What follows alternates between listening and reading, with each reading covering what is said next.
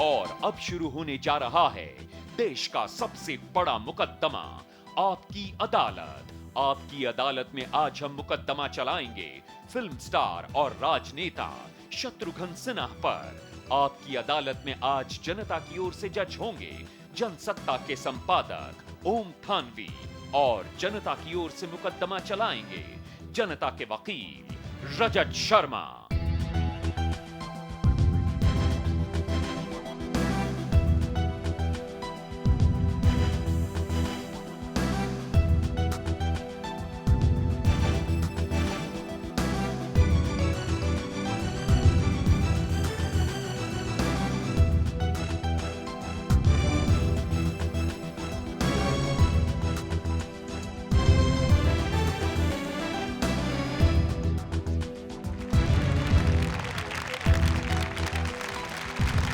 नमस्कार, आपकी अदालत में आपका स्वागत है। उत्तर प्रदेश में चुनाव की गर्मी है और इस चुनाव की गर्मी में दो बड़े बड़े सितारे उत्तर प्रदेश की धरती पर टकरा रहे हैं। आपकी अदालत में आज हम इन्हीं इल्जामात की सफाई मांगेंगे, इन्हीं सवालों पर जवाब ढूंढने की कोशिश करेंगे एक ऐसे स्टार से जो नेता भी है, अभिनेता भी। पेश है आज का मुकदमा। फिल्म स्टार और राजनेता शत्रुघ्न सिन्हा आपकी अदालत में हाजिर हो।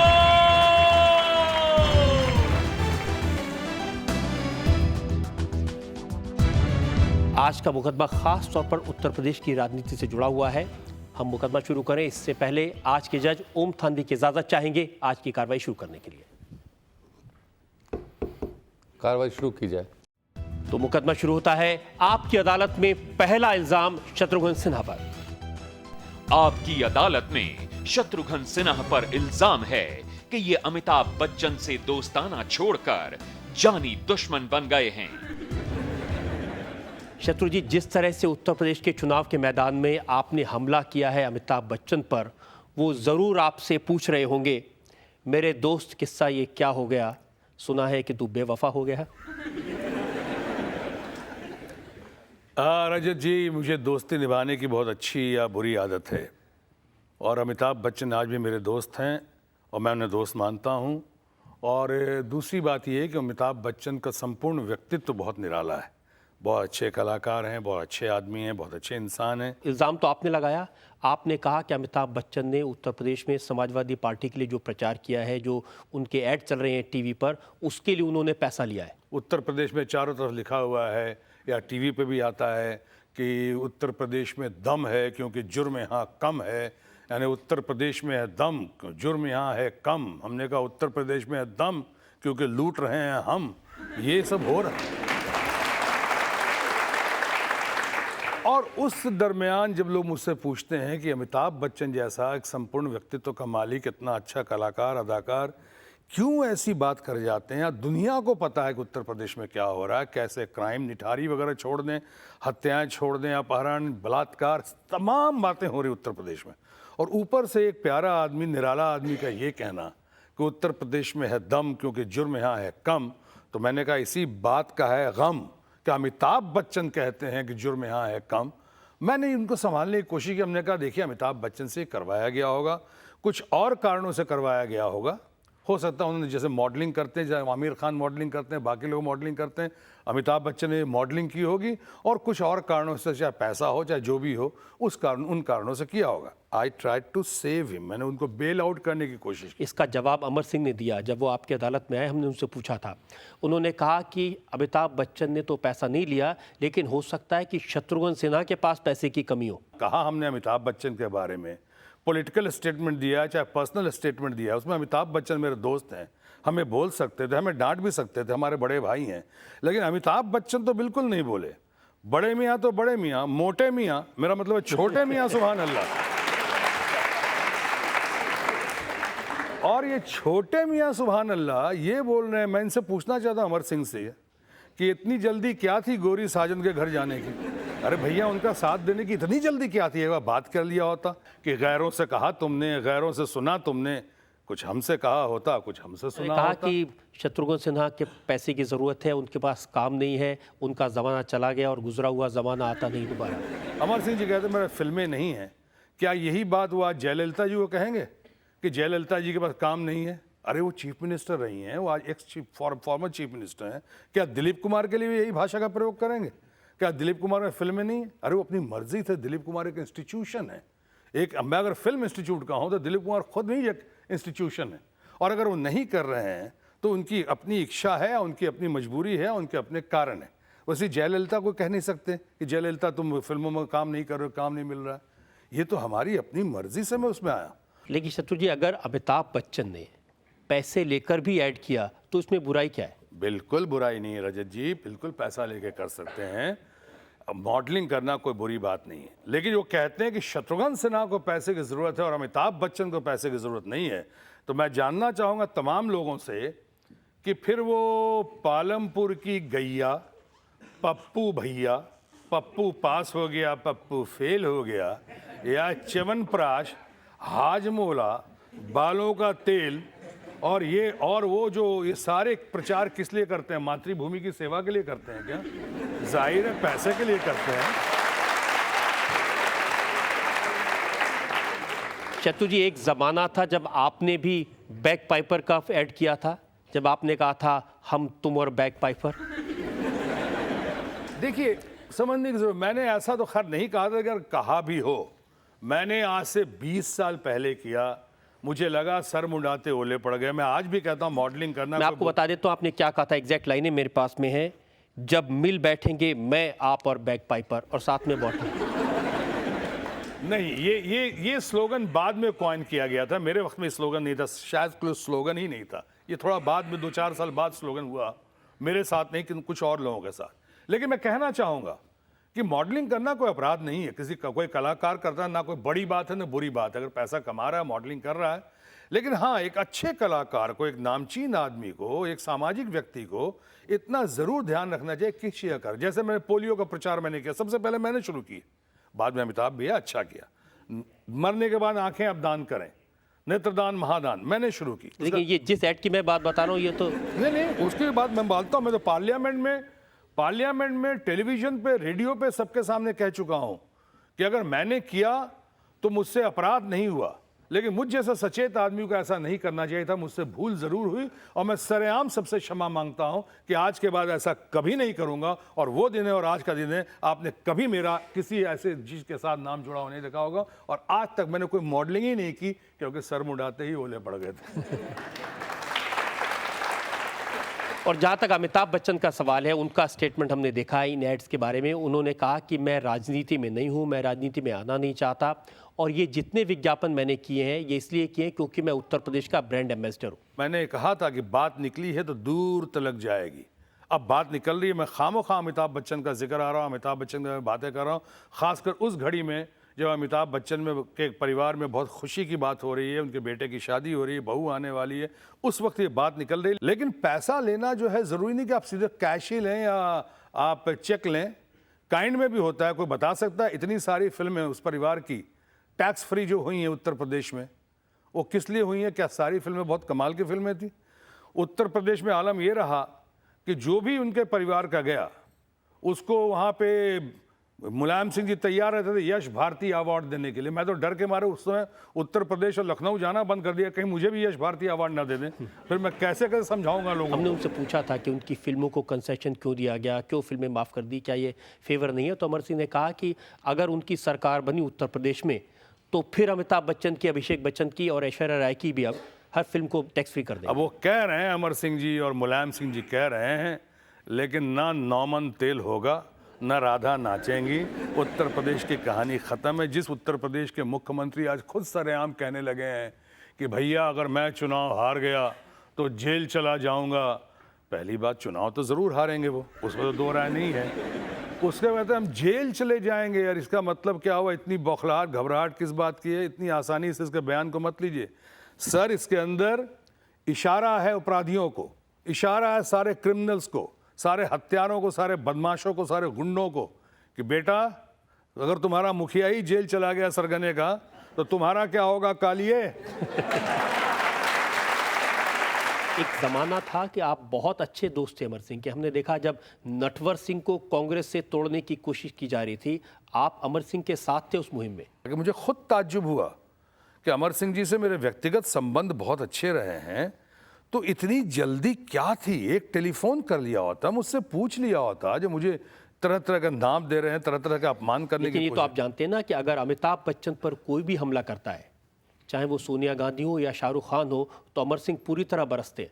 अब इसे कहते हैं more loyal than the king. Amitabh Bachchan में खुद फोन कर सकते थे, हमसे खुद कह सकते थे, बड़े हैं, मुझे डांट सकते थे, और मैं फिर समझाता हूं उनको, नहीं ऐसी बात नहीं है, दिल में कुछ नहीं आपके खिलाफ कोई। अगर अमिताभ बच्चन आपसे जवाब मांगते तो क्या जवाब देते आप? मैं समझता हूं मैं 2 सेकंड में कन्विंस हो जाते कि हमारी कोशिश ये थी कि मैं उनको बेल आउट करूं। मेरी कोशिश मुझसे लोगों ने पूछा, और दूसरी बात मैं कहता, ये तो मामला पॉलिटिकल था। कानपुर में गया था अपना वहाँ, और ख़ासकर कानपुर में सतीश महाना वहाँ के जो एमएलए हैं, उनके प्रचार की सभा में गया था। बहुत बड़ी विशाल सभा हुई थी, वहाँ लोगों ने पूछा, वहाँ तक मैं बचाता गया। लेकिन जब बाद में प्रेस वालों ने आके कहा, तो मैंने कहा कि भाई ये तो लगता है किसी मॉडलिंग के लिए किया होगा, कुछ और कारणों से किया होगा। अगर आपसे पूछे कि आप क्यों कर रहे हैं, आप अपनी स्टारडम छोड़ के बीजेपी के नेता बन गए, आप कैंपेन कर रहे हैं, आप क्या चाहते हैं? पार्टी के आदेशानुसार अगर देश के कोने कोने में, चाहे महाराष्ट्र का नगर निगम हो, कि उत्तर प्रदेश का नगर निगम हो, कि पंजाब का चुनाव हो, कि दिल्ली का चुनाव हो, कि उसके पहले उत्तराखंड का चुनाव हो, अब उसके बाद फिर उत्तर प्रदेश का चुनाव आ गया, अगर इस सब में काम कर रहा हूँ तो इसको तो मानना चाहिए कि सो एक देश की ना भी सही तो पार्टी की सेवा कर रहा हूँ, और देश के हित में कर रहा हूँ, जनहित में कर रहा हूँ। मैं कोई अपने स्वार्थ के लिए नहीं कर रहा हूँ, मैं इसका कोई दाम नहीं ले रहा हूँ, मैं इसकी कोई कीमत नहीं ले रहा हूँ, ना कैश में ले रहा हूँ, ना काइंड में ले रहा हूँ। तालियां। आपकी अदालत में शत्रुघ्न सिन्हा पर इल्जाम है कि ये अमिताभ बच्चन को हमेशा से रास्ते का पत्थर मानते रहे हैं। कुछ लोग ये कहते हैं कि जब से करियर शुरू हुआ है, जब से अमिताभ बच्चन ने स्टारडम हासिल किया, आपको लगने लगा है यही है वो जो मेरे रास्ते का पत्थर है। नहीं, अमिताभ उम्र में मुझसे बड़े हैं, लेकिन फिल्मों में मुझसे थोड़े बाद में आए वो, और हम लोग की बहुत अच्छी दोस्ती रही। करीब करीब समझिए हम लोग करीब करीब संघर्ष भी करते थे, सुबह दोपहर शाम गुजारते थे, कई बार रातें भी कुछ हमारी अच्छी हुआ करती थी। मैं सुना है कि आप फिल्में साथ देखने जाते थे, डिस्को में भी साथ में जाते थे। बिल्कुल, इसलिए मैंने कहा कि रातें भी कई बार बहुत अच्छी हुई। डिस्को गए, चाहे इधर गए उधर गए, बहुत अच्छा रहता था हम लोगों का। नहीं, और इधर उधर कहीं नहीं, डिस्को। लेकिन अब दोस्ती रही, उसका धीरे धीरे मैं शायद कुछ आगे बढ़ता गया। उसके बाद कुछ फिल्में आईं, जो फिल्में मैं कर सकता था, किन्हीं कारणों से नहीं की वो फिल्में मैंने। जैसे शोले का रोल जो था वो मेरे लिए लिखा गया था, वो मैंने कुछ वजह से, कुछ कारणों से फिल्म नहीं की। दीवार फिल्म मेरे लिए लिखी गई थी, वो स्क्रिप्ट मेरे पास बहुत दिनों तक थी भी मेरे प्रोड्यूसर्स के पास, कुछ वजह से नहीं की। खैर, वो तो होता है, ह्यूमन एरर और जजमेंट जो भी है। उसके बाद अमिताभ ने भी कुछ फिल्में नहीं की, जो शायद कुछ और लोगों ने की होंगी। धीरे धीरे हमारा रास्ता बनता गया, वो और बढ़ते गए, अच्छा लगा। और मुझे लगता है कि अमिताभ बच्चन ने जो कामयाबी हासिल की है, क्योंकि उन्हें भी बहुत संघर्ष करना पड़ा है, वो हासिल की तो ज़रूर उसका वो डिज़र्व करते हैं उसे। ये आपने सारी अच्छी अच्छी बातें बता दी, मैं ज़रा ख़राब बातें आपसे पूछ लूँ। वो कौन सी फिल्में थी जिसमें आप और अमिताभ बच्चन साथ साथ रोल करने वाले थे और इस बात की कोशिश हुई कि आपको फिल्म से बाहर कर दिया जाए? काला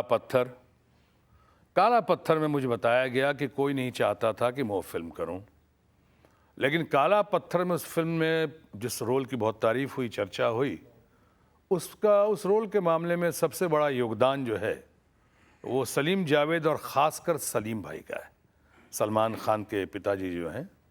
और उन्होंने आगे कहा था कि ऐसी बहुत सारी हरकतें होंगी कि तुम अंतोगत्वा आखिरकार पिक्चर छोड़ दोगे, लेकिन हम तुमसे कहते हैं कि हमारी खातिर के, तो हमने और भी पिक्चर, हमने त्रिशूल में तुम्हारा रोल रखा था, हमने दीवार में रखी थी, ये करो, इसमें तो हमने मेरे अपने से लेके आपका लुक जो है, आपका चाल, आपका देखने का तरीका, बात करने का तरीका, वो अक्खड़पन सारा कंसीव किया है इसमें, किसी वजह से इसको ना मत करना। और मैं आज बाकी बातें नहीं खोलना चाहता हूँ, लेकिन ये बात सही है कि शायद मेरी जगह कोई भी होता और सलीम साहब ने नहीं कही होती वो बात, तो वो फिल्म नहीं करता मैं। लेकिन हाँ, मुझे बड़ी खुशी है वो फिल्म की मैंने, और उस फिल्म में आपका बहुत प्यार और समर्थन मिला, लोगों ने बहुत ये किया। उस फिल्म में शायद कुछ लोगों ने कुछ गलतफहमी कराने की कोशिश की, हो सकता है। काला पत्थर में जैसे बहुत नाम हुआ, एक 3-4 फिल्में लगातार आ गई, जैसे शान, उसमें बहुत तारीफ हो गई, नसीब उसमें बहुत तारीफ हो गई, और दोस्ताना इन चंद फिल्मों में जो बहुत तारीफ हो गई। तो मुझे ऐसा लगता है इंसान का स्वभाव होता है कई बार, फिर धीरे धीरे अमिताभ बच्चन ने फैसला ये किया। बात सही है कि काला पत्थर की पूरी शूटिंग के दौरान आप दोनों आपस में बात नहीं करते थे? ऐसा तो नहीं कहूँगा कि बात नहीं करते थे, लेकिन हाँ थोड़ा कम था मामला। मिलते थे लेकिन उतना वो वार्मथ नहीं था, लेकिन वो हर के जीवन में होता है। मैंने इसका बुरा माना है और न इसके लिए मैं अमिताभ बच्चन के खिलाफ मेरे दिल में कोई भावना। होता है, दौर आता है सबके ज़िंदगी में। अब उनकी इतनी सुपर स्टारडम जा रही थी, कई लोग मुझसे कहते हैं कि आप इतने बड़े स्टार बने, आपने भी शुरू में मुझे सुपर स्टार कहा, ये आपकी बड़प्पन है। लेकिन मुझसे लोग कहते हैं कि आप अमिताभ बच्चन नहीं बने, तो मैं कहता हूँ कि मैं ये देखूँ कि क्या मैं नहीं बना, या उसके लिए अल्लाह ताला का, परवरदिगार का, भगवान का, वाहेगुरु का धन्यवाद दूं, आभार प्रकट करूं कि जो मैं बना और बहुत लोग नहीं बन सके। तो आपको इस बात रिग्रेट है कि आपने शोले नहीं की, आपने दीवार नहीं की, क्योंकि ये ऐसी दो फिल्में थी जिन्होंने अमिताभ बच्चन को सुपरस्टार बनाया? रिग्रेट करने का फ़ायदा नहीं होगा। रिग्रेट का जो हो गई कहानी हो गई, लेकिन हाँ, इससे हम ज़रूर एक्सपीरियंस लेते हैं, इससे हम कुछ सीखते हैं, इससे आगे हम अपने आप को और मजबूत करने की कोशिश करते हैं, जजमेंट में और परिपक्वता यानी मैच्योरिटी लाने की कोशिश करते हैं। एक चीज़ और कहना चाहूँगा, जो भाई अमिताभ बच्चन के बारे में कह रहा था, कि अमिताभ शुरू से बहुत ही गंभीर किस्म के इंसान थे, लेकिन उनका सेंस ऑफ ह्यूमर जो है, जैसे दिलीप कुमार को आपको दिखाई पड़ता है कि बहुत सीरियस आदमी है, लेकिन उनका कॉमेडी जो है बेजोड़ है, उसी तरह से अमिताभ बच्चन जितने सीरियस दिखाई पड़ते हैं, उनका वो ह्यूमर बहुत उनका स्ट्रॉन्ग पॉइंट है, और शायद ह्यूमर मेरा भी बहुत स्ट्रॉन्ग पॉइंट है। इसलिए हम लोगों की दोस्ती बहुत अच्छी चलती थी, और आज भी जब मिलते हैं तो कुछ ना कुछ हमारा अंडर द ब्रेथ ह्यूमर चलता रहता है। आपस में मिलते हैं तो एक दूसरे के लिए ज़रूर सम्मान है। अब इन बातों के बाद कहीं फिर से सम्मान में कमी आ गई हो तो मैं क्या कर सकता हूँ, अब वो बात अलग है। लेकिन ये सच है कि जब वो राजनीति में आए तब आपने उनसे कहा मेरे अंगने में तुम्हारा क्या काम है? नहीं, राजनीति में थोड़ा फ़र्क है। राजनीति में अमिताभ बच्चन अच्छे स्वभाव के आदमी है, बढ़िया आदमी है। अमिताभ बच्चन मेरा ख्याल है जोश में चले गए राजनीति में, दोस्त के लिए चले गए, जोश में गए, आइडियोलॉजी के लिए नहीं गए, ये समझ वो विषय की गंभीरता को लेकर नहीं गए। मैं होश में आया, सोच समझ कर आया। मैं पहला कलाकार हूँ पूरे फिल्म उद्योग से जो अपनी सामाजिक जिम्मेदारी के तहत जयप्रकाश नारायण जी से प्रभावित होकर राजनीति में आया, और राजनीति में तब आया जब मैं लोकप्रियता की ऊंचाई पे था। मैं तब आया जब मैं रिटायर्ड नहीं हुआ था, और मैं तब आया जब भारतीय जनता पार्टी ऑपोजिशन में थी। लोग सत्ता में आना चाहते हैं। मैं पहला कलाकार हूं जो आया भारतीय जनता पार्टी में पहली बार और शायद आखिरी बार शामिल हुआ, और आज तक भारतीय जनता पार्टी में हूं। मैं दल बदलू नहीं हुआ, मैं एक ही जगह टिका रहा बिल्कुल, और टिका आप हूं। बार बार कमेंट कर रहे हैं, ऐसा नहीं होगा कि अभिषेक और ऐश्वर्या की शादी में आपकी लिस्ट के नाम हटा दिया जाए, आपको बुलाया ना जाए? हाँ, वैसे ये हो सकता है। ये जितनी बातें की अमर सिंह ने, एक तरफ मुझे बड़ा भाई कहा और इतना आदर दिया, और दूसरी तरफ ऐसी बातें की, तो मुझे लगता है कि जाना था मुझसे दूर, बहाने बना लिए। अब मेरी शादी में तो नाम कट ही जाएगा, लेकिन अच्छा है। मैं तो अगर मेरा बस चलता तो मैं तो अपनी शादी में नहीं जाता। आपकी अदालत में शत्रुघ्न सिन्हा पर इल्जाम है कि ये फिल्म इंडस्ट्री में अलग राय रखने वालों से कहते हैं जीने नहीं दूंगा। शत्रु जी, फिल्म स्टार अगर कोई राजनीति में आए, अमिताभ बच्चन का जिक्र तो हमने बहुत किया, राजेश खन्ना, वो जब राजनीति में उतरे तो उनका विरोध करने के लिए आप सबसे पहले मैदान में उतर आए?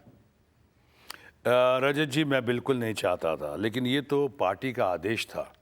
मुझे खुद लग रहा था कि सामने, लेकिन राजनीति ऐसी चीज़ है, राजनीति में अब कई बार आपको दोस्त के सामने भी आना पड़ता है। मुझे इस बात का अफसोस है कि शायद राजेश खन्ना मुझसे आज तक उतने खुश नहीं हैं, चाहे मुझसे थोड़े खफा हुए। मैंने बड़ी कोशिश की समझाने की। मैं कहीं भी चुनाव में अपने दोस्त के ख़िलाफ़ या किसी पर, आज भी उत्तर प्रदेश जाता हूँ, पंजाब, उत्तराखंड, दिल्ली, कहीं भी, मैं किसी सामने वाले पे व्यक्तिगत प्रहार करता ही नहीं हूँ।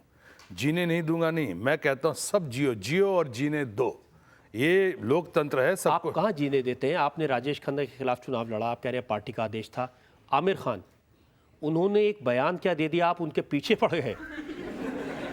नहीं, मैंने कहा कि आमिर खान अच्छा कलाकार है, लेकिन मैंने कोई फिल्म नहीं देखी, लेकिन मॉडलिंग में जो देखता हूँ और अच्छा करते हो। लेकिन अब जो सब्जेक्ट पे आ गए वो डैम की बात की, गुजरात के खिलाफ बात की, गुजरात के लाइफ लाइन नर्मदा के खिलाफ बात की, नर्मदा से और नर्मदा के वो जो उसका डैम है उससे गुजरात की जनता चाहे किसी भी पार्टी को इस कदर उसका भावनात्मक लगाव है। आज नरेंद्र मोदी हैं, चाहे कुछ भी कहें आप, मैं नहीं कहता हूँ, लोकतंत्र है, आपको कुछ भी कहने का अधिकार है, लेकिन आज अगर मैगजीन्स करे लोग कहें कि हिंदुस्तान का नंबर 1 चीफ मिनिस्टर है, क्यों कह रहे हैं? उसका परफॉर्मेंस है। गांव-गांव में पानी पहुंचा दिया उसने, गांव-गांव में बिजली पहुंचा दी, पर कैपिटा इनकम इतना ऊपर कर दिया। जो महाराष्ट्र नंबर 1 प्रदेश हुआ करता था डेवलपमेंट के मामले में, आपको तो पता ही है कि आज गुजरात नंबर 1 प्रदेश है डेवलपमेंट के मामले में, करके दिखाया। और उसी गुजरात प्रदेश की लाइफ लाइन नर्मदा डैम के खिलाफ बगैर विषय की गहराई में गए हुए, बगैर विषय को अच्छी तरह समझे हुए, अगर फिल्मी अंदाज में आमिर खान साहब अपनी पुरानी फिल्म को रीप्रमोशन करने पहुंच जाते हैं वहां पे बगैर किसी तैयारी के, और फिर तरह तरह की बात, और फिर एक झूठ या एक गलती को संभालते संभालते गलती पर गलती किए जा रहे हैं। आपके बारे में कहते हैं कि आप मारते हैं लेकिन जूता भिगो के मारते हैं। आपने आमिर खान की खूब तारीफ की, बहुत अच्छे एक्टर हैं, बहुत काबिल आदमी हैं, समझदार हैं, पढ़े लिखे हैं, लेकिन आप जनता से कहते हैं कि आप उनके बनाई हुई एड भी मत देखिए, उस पर भी पाबंदी लगा दीजिए। मॉडलिंग करना बुरी बात नहीं है, लेकिन मॉडलिंग करने के साथ साथ अगर जनहित में करें कुछ काम, देश हित में करें, या वैसा करें जिसपे कि जो सेहत के लिए ठीक है। आमिर खान ने एक ही बात की, उन्होंने कहा ये लोकतंत्र है, मुझे अपनी बात कहने का अधिकार है, मैं अपनी बात कहना चाहता हूं, और शत्रुघ्न सिन्हा मेरे मुंह पर हाथ रखना चाहते हैं। मैंने कहा खामोश, अब कल तुम गुटखा का करोगे, कल तुम खैनी का करोगे, कल तुम सिगार का करोगे, कल अब ये कोल्ड ड्रिंक्स पर कर रहे हो, तो पहले समझो, परखो उसको, कोल्ड ड्रिंक्स को, क्या सेहत के लिए अच्छी चीज़ है। आप ही के इस कार्यक्रम में हमारे इतने सर्वमान्य बाबा रामदेव जी ने क्या कहा है कोल्ड ड्रिंक्स के बारे में, डॉक्टर्स ने क्या कहा है, तरह तरह के ब्रांड है, मैं नाम नहीं लेना चाहता यहाँ पे, उनके बारे में क्या क्या बातें हुई हैं। और वैसे ब्रांड जो शायद अच्छा नहीं है लोगों की सेहत के लिए, समाज के लिए, आज उसमें आप कितने कोल्ड ड्रिंक्स ऐसे हैं उसमें अगर आप डेंचर रख दें किसी बुजुर्ग आदमी के, तो आप देखेंगे चंद घंटे बाद शायद डेंचर गलना शुरू हो जाएगा। इस कदर कई कोल्ड ड्रिंक्स हानिकारक हैं। उसके बारे में अगर वो प्रचार प्रसार करते हैं तो मैं समझता हूँ ज़रा सोचना चाहिए, ना सिर्फ आमिर खान को, बाकी लोगों को भी। मैं जब आप कहते हैं मॉडलिंग, उसके पहले जब आपने मुझे जिक्र किया जिस ब्रांड का मैंने किया था, एक ही बार तो किया, उसके पहले मुझे सिगरेट्स के बहुत आते थे। जब मैं एक ज़माने में मैं सिगरेट पीता था, और अब तो मैं एंटी टोबैको कैंपेन भी करता हूँ, और ज़माने हो गए 20 साल हुए, छोड़ भी दिए, और मैं कहता हूँ लोगों को भी छोड़ना चाहिए सिगरेट, टोबैको, खैनी, गुटखा। लेकिन उस वक्त मुझे सिगरेट के बहुत सारे आते थे और प्रचार के लिए, मॉडलिंग के लिए, और मैं कहता था नहीं, बहुत पैसा ऑफर करते थे। मैं कहता नहीं, मैं खुद जानता हूँ मेरे सेहत के लिए हानिकारक है, ख़राब है, और मैं कैसे अपने से लोगों को कह दूँ कि तुम सिगरेट पियो, तुम गुटखा खाओ, चाहे तुम ऐसी चीज़ें करो, जर्दा खाओ। मैं सिगरेट का नहीं करता था। मैं समझता हूँ आपके माध्यम से सिर्फ कलाकारों को नहीं, बाकी लोगों को भी ज़रूर एक निवेदन करना चाहूँगा कि ये इस बात का ज़रूर ख्याल रखें जिस प्रोडक्ट का कर रहे हैं। अब तेल लगा नहीं रहे हैं, और लाल पीला तेल काल में बाल में, कई लोगों के बाल भी नहीं है फिर भी बोलते लाल तेल लगाओ। अरे भाई कैसे लगा रहे हो आप? पहले उसका आजमाया है क्या? कुछ करो, क्योंकि आपका सब पे नहीं, कुछ लोगों पर असर पड़ता है। जो चीज़ हानिकारक है सेहत की, उसका प्रचार कर रहे हो, तो मैंने बहुत विनम्रतापूर्वक उनसे भी निवेदन किया था, और आज आपके ज़रिए लोगों से करता हूँ कि जिनकी समाज में शाख है, जो लोग को दुनिया मानती है, जानती है, पहचानती है, जिनकी कदर करती है, उनको ऐसा कोई काम नहीं करना चाहिए, चाहे वो प्रचार के माध्यम से ही क्यों न हो, जो समाज के लिए हानिकारक हो, जो व्यक्ति के लिए हानिकारक हो, और अंतोगत्वा जो देश के लिए हानिकारक हो। जनता से पूछते हैं आपकी फिल्मों के बारे में लोग क्या पूछना चाहते हैं। लोगों ने आपको कालीचरण के रूप में देखा है, लोगों ने आपको विश्वनाथ के रूप में देखा है, बिहारी बाबू के रूप में देखा है, खुद गर्ज लोगों ने आपको देखा है। खुद गर्ज नहीं देखा है, खुद गर्ज फिल्म में देखा है। या जो लोग सवाल पूछना चाहते हैं, या वहाँ लास्ट रो में। बचपन से शत्रुघ्न सिन्हा जी का मैं फ़ैन रहा हूँ, और इनकी सबसे बढ़िया पिक्चर रही है कालीचरण, जो इन्होंने इंस्पेक्टर की भूमिका निभाई थी। हमें ऐसा ही इंस्पेक्टर चाहिए जो आज देश में नहीं है। थैंक यू भाई, यही तो मैं संदेश देना चाहता हूँ अपनी फिल्मों से, अपने काम काज से। और या फर्स्ट सेकंड रो में। हाँ, मैं ये जानना चाह रहा हूँ कि बीजेपी को भी काफ़ी एक बार टर्म मिली पूरी, तो ऐसा इंस्पेक्टर क्यों नहीं बन पाया? मैं अकेला ही चला था जानिबे मंजिल, मगर लोग आते गए और कारवां बनता गया। ऐसे ही कारवां बनेगा, जैसे आप सामने आए, जैसे वो सामने आएगा। उत्तर प्रदेश के संदर्भ में यही कह सकता हूँ अपने अनुभव के आधार पे कि बदलेगा अब तो ये आलम बदलेगा, बहुत गर्म है हवा की मौसम बदलेगा, फिर हवा बदलेगी, आदम बदलेगा, सच कहने की कहो मनाही कितने दिन, ये गोली बंदूक सिपाही कितने दिन, जुल्म का चक्कर और तबाही कितने दिन, कितने दिन, कितने दिन।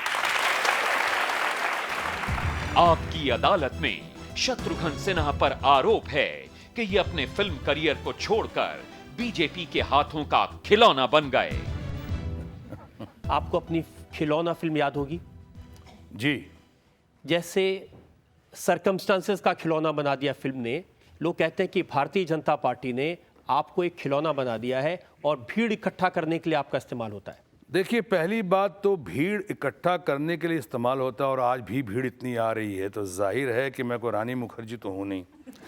आज भीड़ आ रही है तो शायद अब मेरा, जैसे मैंने बाकी चीज़ें कहीं, चरित्र, साहस, छवि और पारदर्शिता इतने सालों से जो देख रही है, और बोलने की अदा या अदायगी, इन सब को मिलाकर मैं समझता हूँ कि अभी भीड़ बढ़ती जा रही है, और आज भी भीड़ उतनी ही आती है, नहीं तो बढ़ती जा रही देखिए, है। लोगों की नाराजगी ये है कि आपने उस वक्त राजनीति ज्वाइन की जब आपका करियर पीक पर था। 70s में, 80s में आपकी फिल्में एक के बाद एक हिट हो रही थी।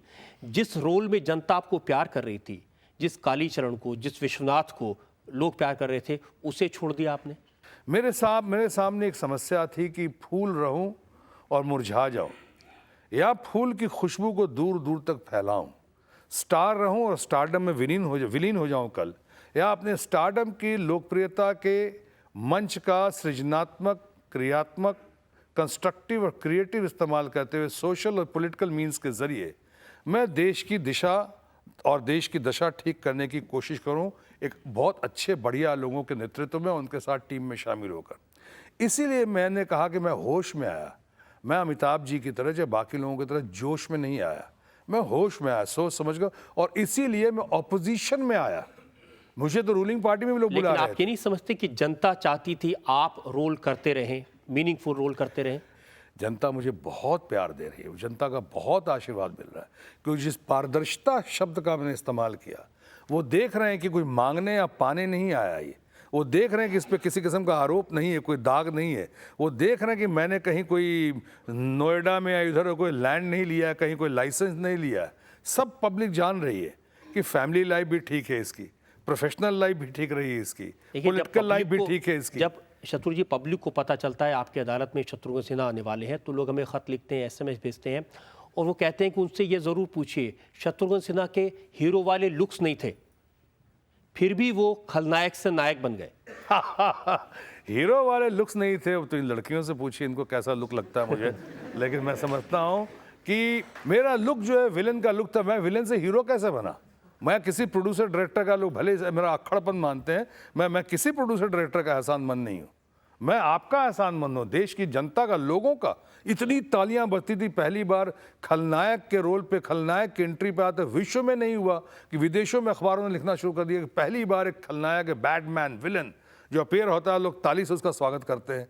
उसके बाद हीरो को मारता हूँ तो ताली पड़ती थी, हीरो मुझे मारता था तो हीरो को गाली पड़ती थी। ये अजीबोगरीब किस्सा पूरे देश में हुआ, और लोगों ने वही तालियों के गड़गड़ाहट को, एग्जीबिटर्स ने डिस्ट्रीब्यूटर्स को पास कर दिया, डिस्ट्रीब्यूटर ने उन्हीं तालियों के गड़गड़ाहट को प्रोड्यूसर्स डायरेक्टर्स को पास कर दिया, और वही प्रोड्यूसर डायरेक्टर्स जो कल तक मुझे विलन के तौर पे ले रहे थे, उन्हें मजबूर हो जाना पड़ा मुझे नायक के तौर पे लेने के लिए, क्योंकि जनता चाह रही थी, देश की जनता सब जानती है, और इन्होंने समर्थन दिया, इन्होंने हमें आगे बढ़ाया। So I am grateful to these people. मैं इनका एहसानमंद हूँ, इनका शुक्रगुजार हूँ। जनता तो आपको पसंद कर रही थी, लेकिन मैंने सुना है कि जब शादी होने लगी तो लड़की की माँ को पसंद करने मुश्किल आई थी। हाँ, ये रजत जी आपने ठीक कहा कि मेरी शादी का मैंने पैगाम जब भेजा अपनी पत्नी के पास, पत्नी की माँ के पास, स्वर्गीय सासू जी, तो उन्होंने कहा, मेरे बड़े भाई जो अमेरिका में साइंटिस्ट हैं, हम 4 भाई हैं, राम, लखन, भरत, शत्रुघ्न, तो doctor Ram, doctor Lakhan, doctor Bharat और मैं शत्रुघ्न, जो कंपाउंडर बनने के लायक नहीं था, ये बात अलग है, मैं एक दिन देश में हेल्थ मिनिस्टर बन गया, वो अलग बात है। तो मैंने डॉक्टर राम सिन्हा को, बड़े भैया को भेजा था उनसे अपने शादी का पैगाम लेकर। तो मेरी सासू माँ ने कहा कि तुम्हारी हिम्मत कैसे हुई उस कालिया का पैगाम लेके आने का, वो बिहारी है, मेरी बेटी इतनी सुंदर है, इतनी खूबसूरत है, मेरी बेटी इतनी गोड़ी चिट्टी है, इतनी सुंदर है, हमारे सिंधी समाज की प्राइड है, वो इतनी ख़ानदानी लड़की है, तुम्हारा गली का गुंडा बिहारी वो, उसका तुम मुझे ऑफर लेके आया है।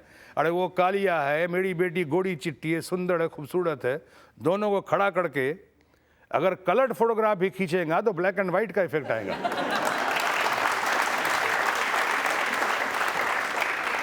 और उसके बाद रिश्ता टूट गया। बाद में मालूम नहीं कैसे बन गया तो बन गया। और अब न टूटता है न छूटता है, अब करें तो क्या। आपको ये नहीं लगा आपने फिल्में छोड़ दी, इसका आपको खामियाजा भुगतना पड़ रहा है? नहीं, मुझे कोई रिग्रेट नहीं है। और क्योंकि राजनीति में आने के बाद में जो आपने फिल्में की उनकी लिस्ट मेरे पास है।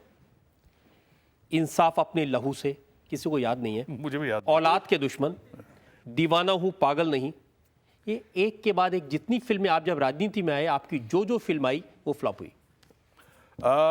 ऐसी बात नहीं है कि जब से मैं जब राजनीति में कदम रख चुका था उसके बाद खुदगर्ज वगैरह हिट भी हुई। और जब मैं फिल्मों में काम कर रहा था और पॉलिटिकली अपने आप को एक्टिव कर रहा था तो उस समय दोस्ताना बहुत सारी फिल्में आई जो उसमें चली भी। जब पहले मिनिस्टर बनने के बाद मैंने एक ही फिल्म में काम किया था, आन, और भी प्राइम मिनिस्टर से आज्ञा लेकर। ऐसा कभी कभी मन ज़रूर करता है, कभी कभी जो बहुत ज़ोर आता है। अभी भी जाता हूँ वहाँ पे, बहुत सारे दोस्त ये ना समझे कि मुझको अहंकार हो गया, इतनी डिमांड के बाद नहीं कर रहा हूँ, कभी कभी सकम करता हूँ। या मैंने अभी भी कहा है कि मैं हद से एक या मुरी बहुत हुआ तो कभी 2 फिल्में करूँगा साल में, नहीं करूँ, वो भी अपने शौक़ के लिए, अपनी कला के लिए, जिस लाइन से आया हूँ उस लाइन के मान शान के लिए मैं करूँगा। लेकिन पिक्चरें तो हमारे जब पॉलिटिक्स में नहीं था तब भी बहुत सारी फ्लॉप हुई। फ्लॉप हिट तो आपके जीवन का एक अभूतपूर्व यानी एक अभिन्न अंग है। जनता से पूछते हैं जो लोग सवाल पूछना चाहते हैं। आजकल सीक्वल मूवीज़ का टाइम चल रहा है, जैसे धूम पार्ट 2 या इस तरह का। तो आपकी अभी जो अमिताभ जी के साथ कंट्रोवर्सी हुई है, इस बात को लेकर जो भी मामला चल रहा है, तो वो कहीं दोस्ताना पार्ट 2 पिक्चर की तरफ तो नहीं बढ़ रहा है? अरे दोस्ताना पार्ट 1 ही ठीक से हो जाए पहले, अभी तो वही उसी का तो हिसाब किताब चल रहा है अभी तो। वो ये पूछ रहे हैं कि अगर अमिताभ बच्चन के साथ आपको फिल्म करने का मौका मिले तो अब करेंगे? मेरे तरफ से अगर मुझे मौका मिला, दोस्ताना करेंगे या दुश्मनी? नहीं मैं दुश्मनी भी करूंगा उनके साथ तो दोस्ताना ही से करूंगा, दोस्ती से ही करूंगा दुश्मनी। लेकिन अगर मुझे मौका मिला, मुझे समय मिला, अगर मैं कर सका तो मुझे कभी, मैं इस तरह का फैसला नहीं कर सकता हूँ उस कलाकार के साथ काम नहीं करना है। कलाकार से क्या मतलब, मैं कलाकार के रोल के साथ काम कर रहा हूँ, जो भी आएगा।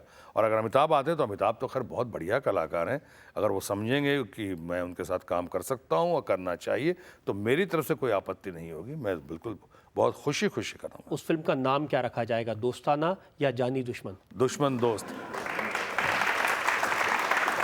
या आप थर्ड रो में? हाँ। आप लोगों को इतना समर्थन पब्लिक का प्राप्त होता है, फिर क्यों जिन मंत्रियों को आप फिल्मों में पीटते हुए नजर आते हैं उनसे असल जिंदगी में क्यों हाथ मिला लेते? देखिए, अगर फिल्मों से आप तुलना करेंगे तो फिर फिल्मों में तो मैंने बहुत मर्डर भी किए हुए हैं, तो आपके सामने कोई मर्डर थोड़ी बैठा हुआ हूँ। मैंने फिल्मों में डाके भी डाले हैं, तो आपके सामने डाकू शत्रुघ्न सिन्हा थोड़ी बैठे, एक शरीफ शत्रुघ्न सिन्हा, तो वो रोल है।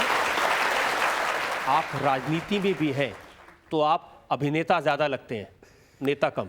देखिए, मैं जो भी रखता हूँ या जो भी दिखता हूँ, मैं इतना ही कहना चाहूँगा कि लम्हे लम्हे की सियासत पे नज़र रखते हैं, हमसे दीवाने भी दुनिया की खबर रखते हैं। इतने नादां भी नहीं हम कि भटक कर रह जाएं, कोई मंजिल ना सही राह गुजर रखते हैं। मार ही डाले जो बेमौत ये दुनिया वो है, मार ही डाले जो बेमौत ये दुनिया वो है। हम जो जिंदा हैं तो जीने का हुनर रखते हैं। इस कदर हमसे तगाफुल भी ना बरतो साहिब, इस कदर हमसे तगाफुल भी ना बरतो साहिब, हम भी कुछ अपनी दुआओं में असर रखते हैं।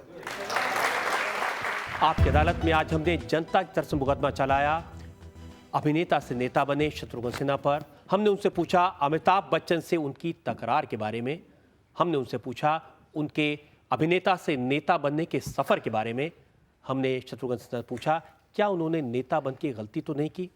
इन सारे सवालात पर शत्रुघ्न सिन्हा की सफाई और उनके जवाबों पर आज के जज ओम थानवी का फैसला। आप सहमत हों या न हों, लेकिन इस बात को मानेंगे कि शत्रुघ्न सिन्हा ने अपनी पैरवी बखूबी की और बड़ी सफाई से उन्होंने सवालों के जवाब दिए हैं। लेकिन आप सहमत हों या न हों, ये आप पर है। ये जाहिर है कि राजनीति में शत्रुघ्न सिन्हा काफ़ी आगे निकल आए हैं। अदालत उन्हें एक ही सलाह देना चाहती है कि वो अभिनेता से नेता बने, और अब जब इतनी दूर निकल आए तो अब अपनी राजनीति में कम से कम अभिनय थोड़ा कम करें तो उनकी राजनीति के प्रति उनकी गंभीरता कुछ ज़्यादा जाहिर होगी। हमने शत्रुघ्न सिन्हा से सवाल पूछे, जवाब लिए। असली फैसला देश की जनता को करना है। उत्तर प्रदेश की जनता के सामने बहुत बड़ा फैसला है। उन्हें तय करना है कि शत्रुघ्न सिन्हा ने जो कहा उनकी बातों में कितना सच है, कितना दम है, क्या वाकई में उत्तर प्रदेश में जुर्म कम है। ये फैसला आपको करना है। हम मिलेंगे आपसे अगले सप्ताह एक नए मुकदमे के साथ। तब तक के लिए नमस्कार।